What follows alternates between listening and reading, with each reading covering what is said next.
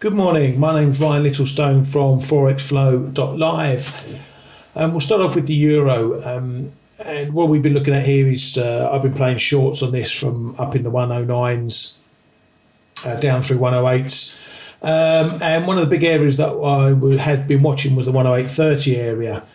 That had been broken. We in fact got a break under 108 all the way down to 107, sort of 77, 78. We've since bounced from that low, and if we look at the charts, I've got a 4-hour chart here to show you. Down here against that 107, 77, 78 area, we've got a trend line coming up from October 2000, which has halted the slide there somewhat. What we've seen is this bounce back through 108. We've gone again back through 108.30. This was again an area that you look at. If it breaks on the way down, you look at whether it's going to act as resistance on the way up.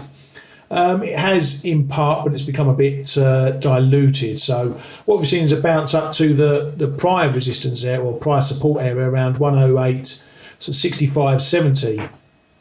This was an area that I took a break trade on around 75. So we've hit that area on the bounce recently. That's now become our main marker for the top side. So that's 108, 65.70 has become the main resistance at the moment. As I say again, 108, the big figure, isn't really having an effect, but we look for that to either become support or resistance if we sit above or below it.